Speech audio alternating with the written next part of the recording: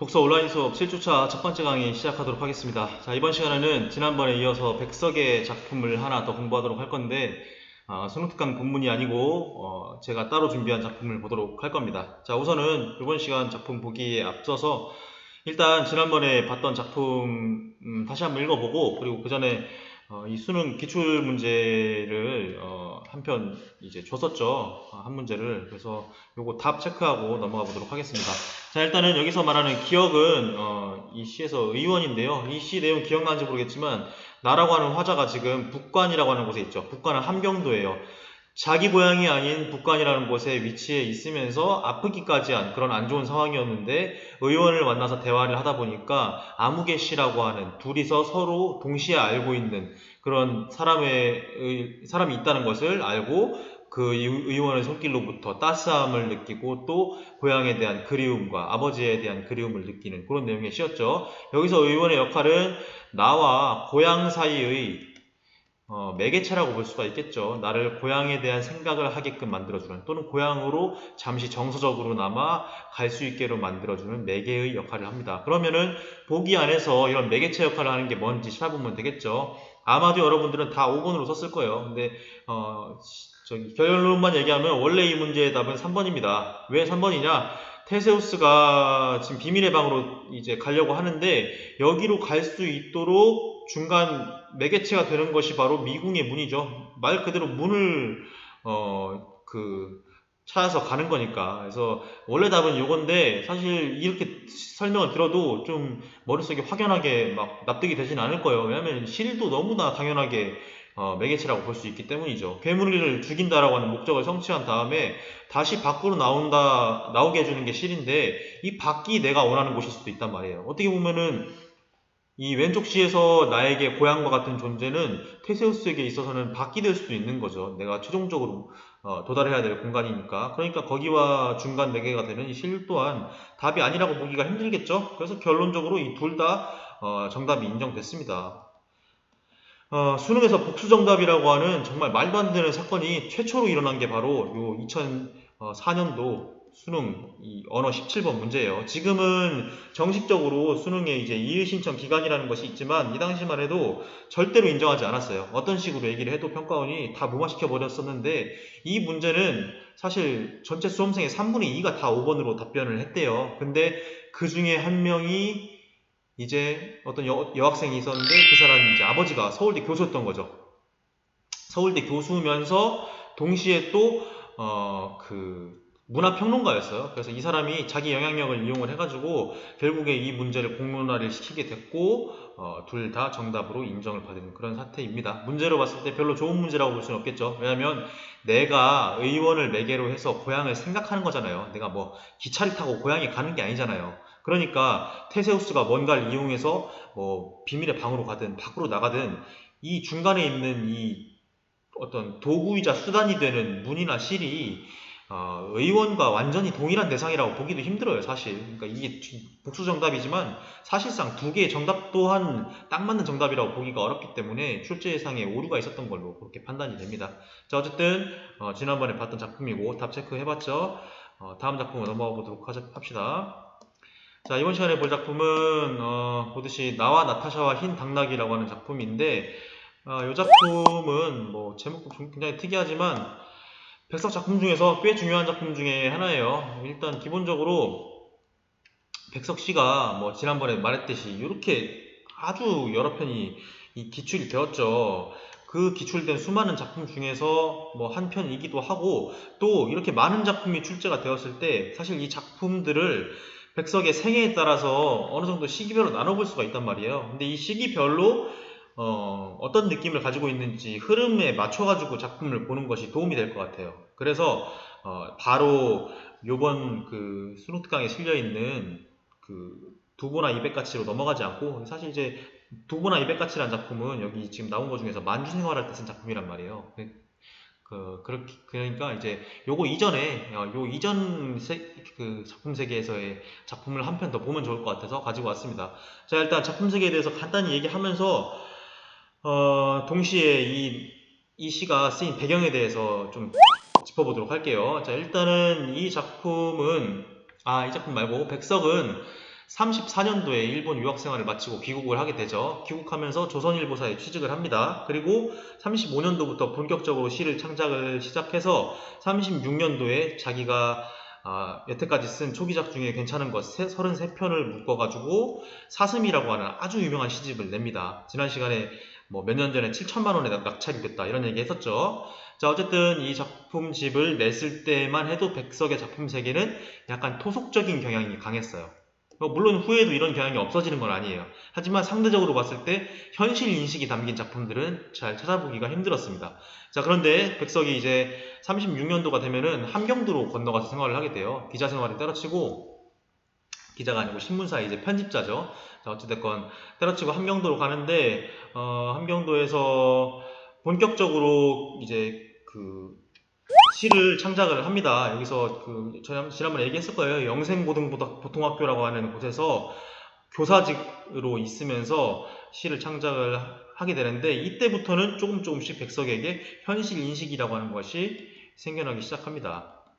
작품 세계가 조금씩 달라지기 시작하는 거예요. 그리고 보통은 원래 이제 평안도 생활을 자기가 어렸을 때 했으니까 평안도 사투리만을 사용하고 뭐 풍물이나 풍습, 음식 이런 것도 평안도 얘기만 많이 했었는데, 이때 이후로는 범위가 넓어져요. 함경도로 가서 일단 함경도 주변에 많은 것들을 보고 들었겠죠. 그리고 고등학교 교사 생활을 하면서, 당시 이 학교가 좀 명문고등학교라서 좀 많은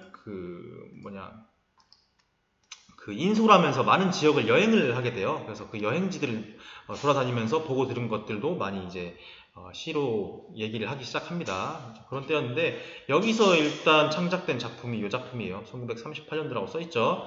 이때에 어떻게 하다가 이 작품을 창작하게 됐는지는 좀 얘기를 해야 되는데, 뒷페이지에서 얘기하는 게 좋을 것 같아요. 자, 어찌됐건 함경도 생활하다가 돌아와서 다시 서울에서 생활을 하다가 이번엔 다시 만주로 떠나게 됩니다. 그러면서 이 만주에서 창작한 작품이 어떤 작품들이냐면은 이 위에 나오는 작품 있죠. 흰 바람벽이 있어라는 이 작품, 뭐 여러분 아는지 모르겠지만 이거 정말 아주 멋지고 좀 내용이 아름다운 그런 작품이에요. 특히나 제가 이제 국어교육과를 나왔는데, 국어교육과 다니는 모든 사람들, 제가 본 모든 사람들이 다 아주 사랑하고 좀 이 시로부터 위안을 받는 그런 내용의 시입니다. 이거 뒤에서 같이 공부해봤으면 좋을 것 같아요. 자, 이 시 이 당시에 썼고, 그 다음에 두보나 이백같이 이제 순흑강 수록된 그 작품이죠. 요것도 요때 만주 생활할 때 쓰인 작품입니다. 자, 이렇게 생활하다가 이제 독립이 되고 난 다음에, 광복을 맞이한 다음에는 이제 신의주로 건너가게 돼요. 똑같이 아니지, 이제 만주가 아니고 이제 북한으로 돌아온 거죠. 본인 원래 고향이 북한이니까. 그리고 이때부터는 계속 북한에서 머무르게 되는데, 사실상 48년도가 됐을 때 남긴 작품, 이제 신의주 살 때죠. 남신의주 유동 박시봉방이라는 작품이 있는데, 이것도 아주 멋진 작품이죠. 요 아주 명작을 남긴 뒤로는 사실상 문학작품을 남기지 못하고 북한에서 그냥 아이 낳고 결혼해서 생활하다가 그냥 이제 돌아가시게 됩니다. 돌아가신 건 한참 되긴 해요. 96년도에 돌아가시게 되는데, 그때까지 이렇게 작품 생활을 못했기 때문에 요 광복되기 이전 그리고 직후 요 정도 때의 작품들을 우리가 이제 주로 보고 있죠. 자, 일단 이 중에서 두 번째 시기에 해당하는 작품이고, 지난번에 봤던 고양이라는 작품도 사실 이때 쓴 작품입니다. 여기서 한 편 더 보고 그 다음 걸 넘어가 보도록 할 거예요. 자, 이 작품 아주 특이한 제목의 나와 나타샤와 흰 당나귀라는 작품인데, 일단 보기 전에 아까 얘기한 것처럼 간단하게 창작 배경을 좀 얘기를 해보도록 할게요. 일단은 백석은 34년도에 귀국해서 서울에 살았어요. 살다가 36년도에 함경도로 가게 되죠. 고등학교 교사 생활을 했다고 했어요. 교사 생활을 하면서 이 영생고등보통학교라는 학교에 있었는데, 이 학교에서 선생님들하고 주로 회식을 하던 장소가 있었는데, 이게 함흥관이라고 하는 고급 술집이래요. 이제 당시만 해도 기생이 있었어요. 이제 기생이 나오는 그런 고급 술집이었던 거죠. 그래서 회식하러 이 술집에 갔다가 한 명의 여인을 만나게 됩니다. 그 여인의 이름은 김영한이라고 하는 사람인데, 기생이기는 했지만 원래 기생이 좀 우리 머릿속에 어떻게 자리 잡고 있는지 모르겠는데 좀 술 따라주고 말 그대로 술집 여자다 이런 느낌을 가지고 있기도 하지만 어느 정도는 문학적 소양을 가지고 있는 사람들이 하는 경우들이 꽤 있었어요. 사실 이 사람은 그 당시 잡지사에 수필 같은 것들을 실기도 한 문학인이었거든요. 이 사람과 만나면서 아주 급격하게 사랑에 빠지게 되죠. 백석이 이 사람의 호도 지어줍니다. 호가 뭐냐면 자야라고 하는데, 자야, 백석이 좋아하는 그 두본가 200인가 모르겠어요. 그 사람의 시 중에 자야오가라고 하는 시가 있는데 거기서 이름을 따서 자야라는 호를 붙여주고 이제 거진 같이 살다시피 그렇게 생활을 하고 있었어요. 그러다가 백석이 만주로 가서 우리 같이 살자, 그냥 사랑의 도피를 가서 이제 광활한 땅에서 그냥 여행 다니면서 사는 게 어떠냐 이렇게 제시를 해요. 근데 김영환이 그걸 받아들이지 않죠. 거절을 하고 이 사람은 서울로 가게 됩니다. 백석은 계속 그리워하죠. 계속 그리워하다가 결국에는 참지 못하고 38년도에 김영환을 따라서 이 영생고등고등학교에 때려치고 넘어가게 됩니다. 서울로 가서 다시 조선일보사에 재취업을 하게 돼요. 그러면서 김영환의 집에 같이 살면서 이제 동거 생활을 하는데 당연히 그러다 보니까 이제 결혼을 하고 싶었겠죠. 그런데 결국 결혼하지는 못해요. 왜냐? 백석의 아버지가 기생과 결혼하는 걸 좋아할 리가 없잖아요. 아무래도 이미지상. 그러니까 반대를 했던 것이죠. 그래서 결국에는 엉뚱한 사람과 억지로 결혼을 시켜버립니다. 38년도 1월달인가, 아니다, 39년 1월달인가일 거예요, 아마. 그때 다른 사람과 결혼을 하게 되고 그러면서 자야는 자신이 백석에게 별로 도움이 되지 못하는구나라는 생각을 하게 되죠. 그러던 와중에 39년도에 백석이 시를 쓰기 위해 만주로 가게 돼요. 만주에는 그 전에 일찍이 가봤는데 함경도에서 교사 생활을 하면서 학생 인솔차 중국을 간 적이 있다고 해요. 그래서 중국을 돌아다니다 보니까 이 광활한 대지 여기에 마음을 빼앗긴 거죠. 그래서 100편의 시를 갖고 돌아오겠다 이렇게 얘기하고 만주로 가는데 아까 앞에서 얘기했던 것처럼 광복이 되면서 만주에서 신의주로 옮겨버리기 때문에 다시는 서울로 돌아오지 못하죠. 북한에 남아 있었기 때문에. 그래서 김영환과는 영영 이별을 하게 됐습니다. 이 시를 쓴 것은 언제냐면은 김영환이 먼저 서울로 돌아왔고 아직까지 이 백석은 함경도에서 남아 있을 때였어요. 왜냐하면 38년도 8월인가 6월인가 뭐 그때쯤에 서울로 오게 되거든요. 그러니까 홀로 남겨진 상태에서 사랑하는 여인을 그리워하는 상황이었다. 이 정도까지 알아두면 될 것 같고 그렇다고 해서 무조건 여기 지금 시에 나타샤라는 사람이 나오는데 나타샤가 무조건 얘다 이렇게 단정하기는 어려워요. 왜냐하면 그 후에 백석이 이 시를 쓴 다음에 너한테 바치는 시다 라고 얘기하면서 줬었다 라고 주장한 여성들이 3, 4명 정도가 되거든요. 그래서 그 중에 누가 나타샤인지 알 수 없고 결론적으로는 나타샤는 사람이 아니고 그냥 내 머릿속에 있는 어떤 가상의 인물일 가능성이 제일 높을 것 같아요. 자, 어찌됐건 그냥 상황으로 봤을 때 이런 상황에서 창작한 시이다. 내가 어딘가로 떠나서 거기서 아주 낭만적인 사랑을 하고 싶은데 현실에서 그럴 수 있는 가능성은 없고 그런 마음가짐으로 쓴 시다라는 거를 생각하고 읽으면 좋을 것 같아요. 참고로 이 자야라고 하는 시인은 평생 백석을 그리워하면서 이제 술집을 운영을 하게 되는데 지금 이름이 잘 생각 안 나는데 서울의 성북동에 있는 어마어마하게 큰 요정 정치인들도 많이 드나드는 그런 여자들 나오는 그런 술집을 운영을 했대요. 그 술집 부지가 6,000평이 넘었는데 그 시가로 1,000억의 가치가 있는 그 건물과 땅을 전체를 다 그냥 시주를 해버립니다. 시주 알아요? 뭐냐면은 그 법정 스님 알죠?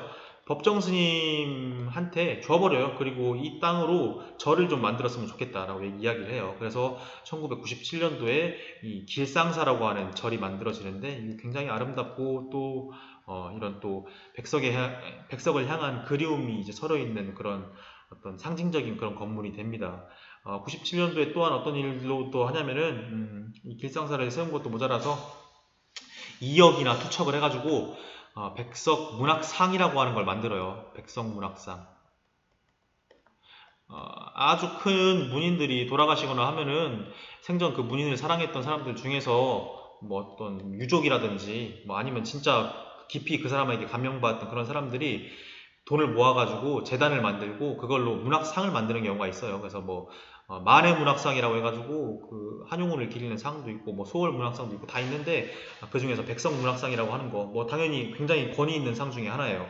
우리가 잘 알고 있는 안도연이라든지 뭐 그런 시인들도 이 백성문학상을 받았던 적이 있죠. 자, 아무튼 이런 문학상을 제정하고 할 정도로 굉장히 뜻깊게 평생을 39년도 이후에 만난 적도 없는 분도 백석을 그리워하면서 그렇게 살았던 인물입니다. 그리고 이 인물과의 사랑이 얽혀 있을 때 그 무렵에 쓴 작품이다. 이 정도 생각해 보면 될 것 같아요. 자, 얘기가 좀 길었는데 본문을 보도록 합시다. 가난한 내가 아름다운 나타샤를 사랑해서 오늘 밤은 눈이 푹푹 내린다. 자, 일단 가난한 나, 화자는 나겠죠. 나가 등장하고 나는 말 그대로 가난이라고 하는 상황에 처해 있죠. 내 상황은 가난한 상황이에요. 그런 상황에서 내가 누구를 생각하고 있느냐? 나타샤라고 하는 인물을 생각하고 있습니다. 자, 나타샤 일단은 뭐 시적 이야기의 대상이 되겠죠. 근데 굉장히 특이하죠 좀. 왜냐면 뭐 실명이 쓰인 것도 일단 특이해요. 실명이 쓰인 것도 특이한데 플러스 사실 우리나라 사람 이름이 아니잖아요. 러시아식 이름이라고 하는데 하필이면 이런 이름으로 내가 사랑하는 사람을 설정을 한 거 아주 특이한 설정이에요. 왜 이런 설정을 했을까? 뭐 몇 가지 이유들을 생각해 볼 수가 있는데 일단 우리나라에 없는 사람이죠. 그러니까 내가 하고 있는 이 사랑 자체가 뭔가 비현실적인 느낌을 준단 말이에요. 비현실적인 무언가를 부르는 다른 말이 뭐가 있냐면 바로 낭만적이다라는 말이에요. 우리가 평소에 낭만적이라는 말을 쓸 때는 뭐 예를 들어서 뭐 무슨 뭐 남자가 뭐 대단한 이벤트를 하면서 편지와 함께 뭐 고백을 하는 장면 뭐 이런 걸 봤을 때 와 낭만적이야 뭐 이런 생각하잖아요. 근데 이 낭만적이라는 말의 사전적인 의미는 사실 비현실적이라는 의미하고 거의 똑같습니다. 그래서 아주 뭐 낭만적인 느낌 그리고 현실에 없는 사람 같은 그런 느낌을 주니까 뭔가 몽환적인 그런 느낌 또한 주게 됩니다. 그러면서 동시에 이 분위기가 시 전체를 흐르게 만드는 그런 역할을 하는 게 바로 나타샤라는 이름인 거죠. 자, 어찌됐건 나는 나타샤라는 인물을 사랑하고 있습니다. 사랑해서 내가 나타샤를 사랑하기 때문에 그걸 이유로 해서 오늘 밤은 눈이 푹푹 내린다 이렇게 얘기를 했어요. 자, 사랑을 하는 게 이유고 눈이 내리는 게 그 결과죠. 진술상으로 보면. 하지만 이거는 현실에서 불가능한 일이죠. 내가 누군가를 사랑하는 거랑 눈이 내리는 거랑 아무런 관련이 없죠. 오히려 이걸 어떻게 생각해야 되냐면은 오늘 밤 눈이 내리는데 그 눈을 보다 보니까 나타샤에 대한 그리움, 사랑 이런 것들이 떠오르기 시작한다. 이렇게 생각하는 게 좀 더 자연스럽겠죠. 그래서 인과관계를 반대로 얘기를 하고 있다는 점 좀 특징적인 부분인데 그냥 시에서 뭔가 내가 하고 싶은 말이 인상 깊게 전달하는 하나의 수단이라고 보면 될 것 같아요. 자, 이 문장 좀 특징적이니까 체크해놓고 넘어갑시다. 자, 눈이 내리는 어떤 날. 이 눈은 또 어느 정도의 상징적인 의미를 가지고 있죠. 눈이라고 하는 것은 일단 기본적으로 색깔이 흰색이잖아요. 흰색이다 보니까 거기서 뭔가 맑고 순수한 느낌, 뭔가 깨끗한 느낌, 이런 느낌들을 느낄 수 있게 해주고 또 어떻게 생각하면은 눈이라는 게 시에서 보통 시련 같은 걸 상징하는 때도 있죠.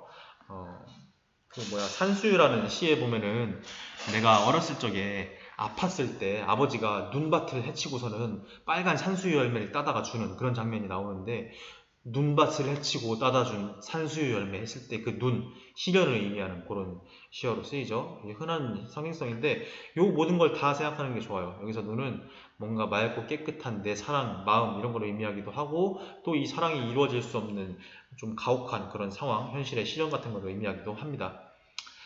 자, 이연으로 넘어가 봅시다.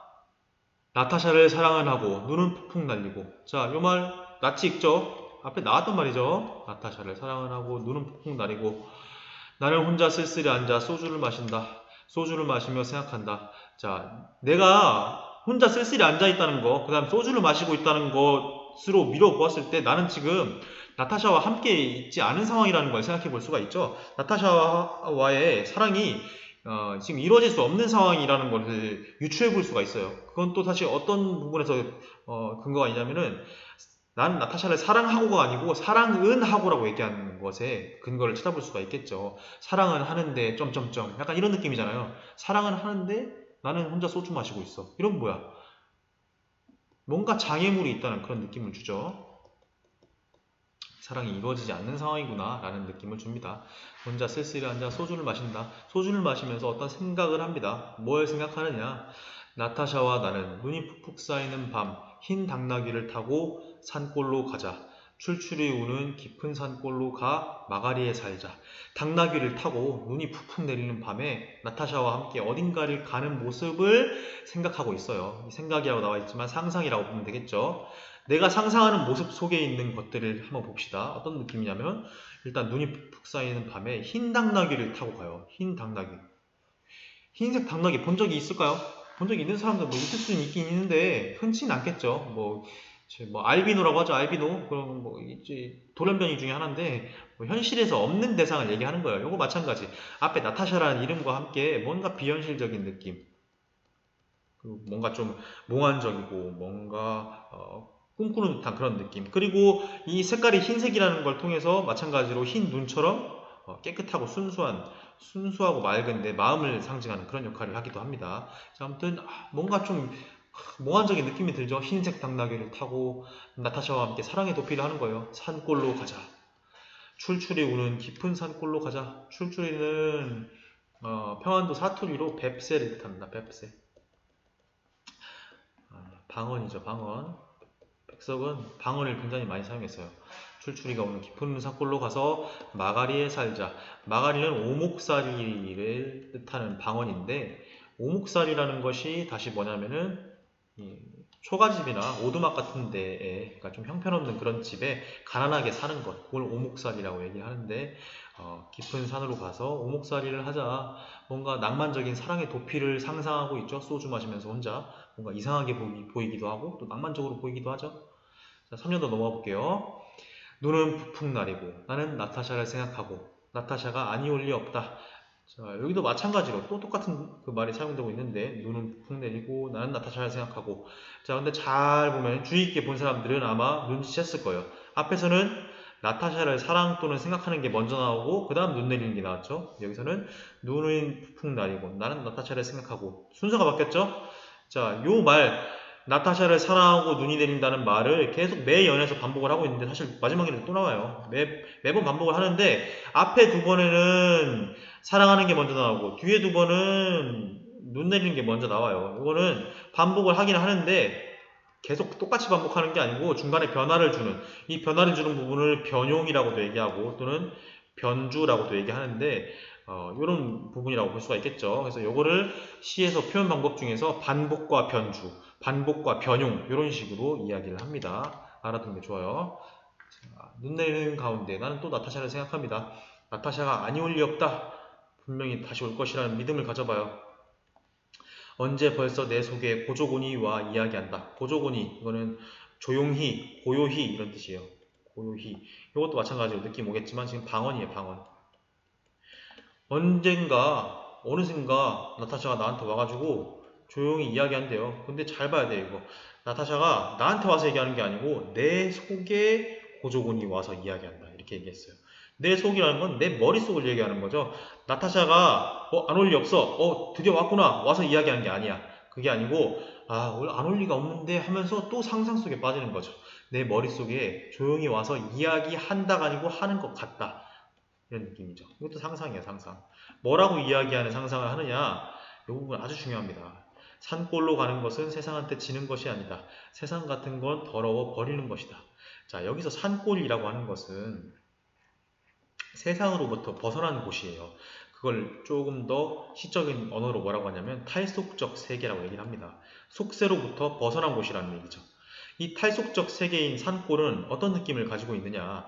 뭔가 순수하고 이상적인, 맑고 깨끗한, 계속 이 시에서 강조하고 있는 이런 느낌들을 주는 그런 세상이죠. 그럼 이 산골로 가는 것이 의미하는 세상으로부터의 탈출, 여기에서 이 세상은 어떤 느낌을 가지고 있느냐. 이미 여기 나와 있죠. 더러워 버리는 것이다 라고 했으니까 더러워서 버리고 싶은 것, 나한테 뭔가 원하는 삶의 공간이 아닌 곳, 그런 곳을 세상이라고 얘기를 하는 거죠. 이 세상은 나의 현실이라고 봐야겠죠.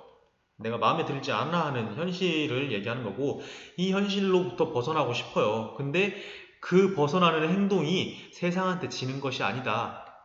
달리 말하면 도피가 아니다 라고 나타샤가 내 귀에 와서 얘기해 주는 것 같은 상상을 하고 있는 거예요. 이게 뭘 의미할까? 이 상상은 그럼 나에게 무슨 영향을 주는 행동일까?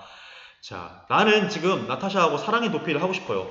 사랑의 도피를 하고 싶다는 것은 반대로 얘기하면 현실에서 이 사랑을 이룰 수 없다는 것을 의미하죠. 근데 말 그대로 이건 도피란 말이에요. 도피는 무언가로부터의 도망을 의미하는 거기 때문에 나로 하여금 창피한 감정을 느끼게 할 수도 있겠죠. 그렇기 때문에 이 감정을 느끼지 않고 싶은 소망이 나에겐 있을 거예요. 아마 그 소망을 이루어주는 것이 바로 이 상상이라고 볼 수 있겠죠. 나타샤가 이렇게 얘기해준다면 나는 기분이 어떻겠어요? 너무 행복하겠죠? 안 그래도 세상으로부터 도망가고 싶은데 창피해서 못 도망가고 있는데 나타샤가 먼저 나한테 와가지고 야 우리가 도망가는 게 도망가는 게 아니야. 세상이 더러워서 그냥 버리는 거야. 이렇게 얘기해 준다면 너무나 마음속에 위안이 되고 행복하겠죠.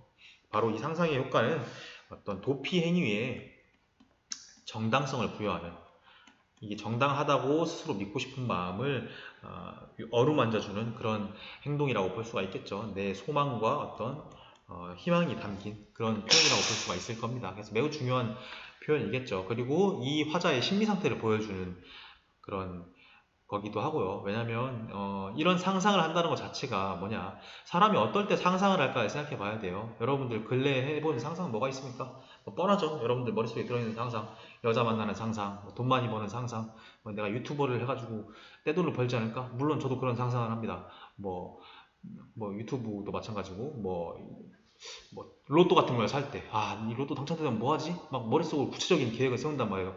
이 상상 수준이 아니야. 막 저는 이제 계획이 다 돼 있어요. 이 돈을 10억 정도를 받으면 내가 이걸로 어떻게 마르지 않는 샘을 팔 수 있을까? 돈을 버는 세상을 어떻게 만들 수가 있을까? 그냥 상상을 하는데, 생각해 보세요. 이미 주머니 통장에 30억이 있어. 그러면 뭐하러 이런 상상을 하겠습니까? 로또 당첨되는 상상을 뭐하러 하겠어요? 여러분이 여자친구가 있으면 뭐하러 여자친구 생기는 상상을 하겠습니까? 상상이라는 거는 내가 현실에서 원하지만 이룰 수 없는 것에 대한 생각이라고 볼 수가 있겠죠. 그러니까 이 상상을 한다는 것은 반대로 얘기해서 현실에서 이게 이루어질 수 없다는 어떤 절망감의 표현일 수도 있다는 얘기인 거죠. 자, 마지막 영까지 보고 종합해서 얘기를 해보도록 합시다. 눈은 푹푹 나리고 아름다운 나타샤는 나를 사랑하고 어디서 흰 당나귀도 오늘 밤이 좋아서 응앙응앙 울 것이다. 자, 나타샤가 나한테 와서 그렇게 얘기해 준다면 그러면 나는 아마 도피의 길을 떠나게 될 것이고, 그렇게 된다면 어딘가에서 흰 당나귀가 나타나서, 흰 당나귀 아까 얘기했죠? 뭔가 현실적이지 않은 이런 아름다운 동물이 나타나가지고 오늘 밤이 좋다고 응앙응앙 울어줄 것이다. 응앙응앙 울어주는 것은 당나귀가 해주는 축복의 표현이라고 할 수 있겠죠? 나타샤가 돌아와서 나한테 그런 말을 해주기만 한다면 당나귀가 나를 축복해 줄 것이다. 어떻게 생각하면 아름답기도 하고 어떻게 생각하면 또 불쌍하기도 하죠. 이런 일이 일어날 수가 없을 테니까. 자, 이런 내용의 시라고 볼 수가 있습니다. 내용을 좀 정리하면서 아까 하던 분석을 좀 마무리 해볼게요. 자, 나는 가난해요. 그런 상황에서 나타샤라는 여인을 사랑하고 있죠. 하지만 이 사랑은 무슨 이유인지는 잘 나와 있지 않지만 이루어지기 힘든 상황에 있는 것 같아요. 그렇기 때문에 나는 도피를 떠나고 싶다는 소망을 가져봅니다. 자, 내가 나타샤를 향해서 가난한 삶을 살면서 느끼는 사랑과 도피를 하고 싶다고 생각하는 이 소망, 이게 바로 엮어서 문장으로 표현하면 이 시의 주제다, 이렇게 얘기할 수가 있겠죠. 자, 정리를 해볼게요. 자, 정리를 한다면 시의 주제는 일단 현실을 벗어난 초월적 사랑에 대한 소망이다, 이렇게 볼 수가 있을 겁니다.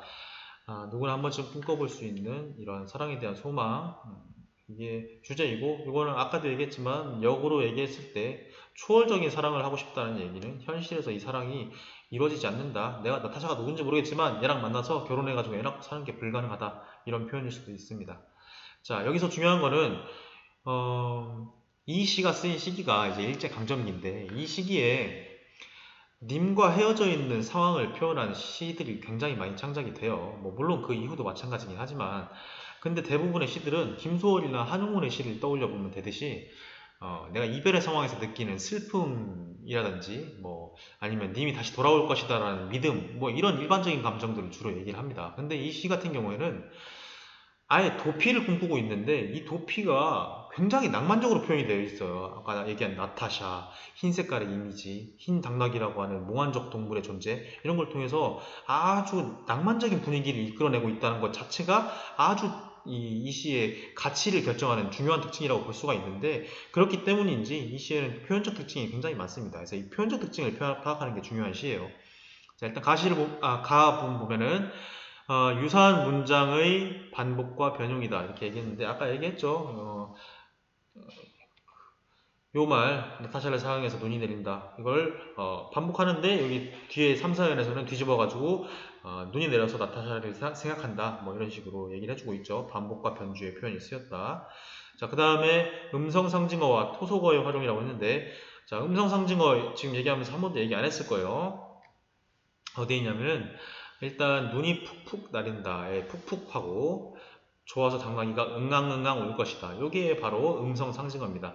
음성상징어라는 말을 모르는 사람도 있을 텐데 이게 뭘 뜻하냐면은 의성어하고 플러스 의태어 두 개를 합쳐가지고 부르는 말입니다. 그래서 소리 또는 모양을 흉내낸 말을 음성상징어라고 하는데 우리나라 언어에서 굉장히 잘 발달돼 있고 특히나 시에서 감각적으로 이 시가 전달되는 듯한 느낌을 주는데 기여하고 있겠죠. 왜냐하면 의성어라는 것은 모양을 표현한 거기 때문에 자연스럽게 시각적인 그런 효과를 주고 의태어도 마찬가지로 의태어가 모양이죠. 의성어는 뭐 청각적인 그런 느낌 표현 효과를 주기 때문에 당연히 시의 이 주제 전달에 굉장히 크게 기여하겠죠. 자, 그 다음에 토속어의 활용이라고 했는데 토속어는 다른 말로 방언이라고 합니다. 방언 앞에서 쓴 거 다 체크했죠. 출출이, 마가리, 그다음에 고조고니 이런 말들 다 방언인데 백석시의 특징이에요. 굉장히 많은 방언들을 시에 활용하고 있습니다. 자, 그 다음에 시각적 이미지의 활용인데 요거는 다음에 있는 특징이랑 좀 연결이 되는 거예요. 이 시에서 특히나 인상 깊게 쓰인 시각적 이미지는 역시 눈과 흰 당나귀예요. 둘 다 공통점은 흰 색깔이라는 점이죠. 이 흰 색깔의 이미지를 통해서 순수하고 비현실적이고 낭만적이고 몽환적인 그런 이미지들을 전달해주고 있습니다. 또 탈속적인 이미지도 주기도 하죠. 그래서 이 뭔가 색깔을 이용해서 시의 분위기를 만들어내고 있다는 점, 이게 특징이라고 볼 수가 있을 것 같아요. 자, 요거 3번이랑 그냥 연결해서 생각해 보면 되겠죠. 자, 이런 내용의 시였습니다. 시가 뭐 읽어보면 알겠지만 백석의 시를 왜 그렇게 사람들이 좋아하고 우수하다고 생각하고 또 여기서 감동을 받는지 어느 정도 느껴볼 수 있게 하는 그런 작품이죠. 굉장히 서정적이고 아주 마음속에 담겨있는 무언가를 향한 사람, 뭐 꼭 그 기생인지 아닌지 알 수 없지만 뭐 이 당시에 기생 말고 다른 사람한테도 그 편지를 많이 줬대요. 뭐 그런 걸로 봤을 때 그냥 어떤 내가 꿈꾸는 낭만적인 사람, 뭐 모두가 그런 것이 있잖아요. 내가 여자친구가 있고 없고의 여부를 떠나서 어릴 적부터 생각해오던 나만의 어떤 사랑의 이미지, 그런 것들을 언어로 예술화시킨 그런 작품이라고 볼 수가 있을 것 같습니다. 자, 다음에는 두부나 이백가치를 해도 좋지만 다른 작품들을 좀 더 몇 편 보면 좋을 것 같아요. 백석 작품 중에 뭐 출제 여부가 중요한 게 아니고 너무나 아름다운 작품이 많아서 여러분들한테 좀 소개해주고 싶은 작품들을 다음 시간에 또 가져와서 같이 보도록 하겠습니다. 좀 길었던 것 같은데 이렇게 마무리할게요.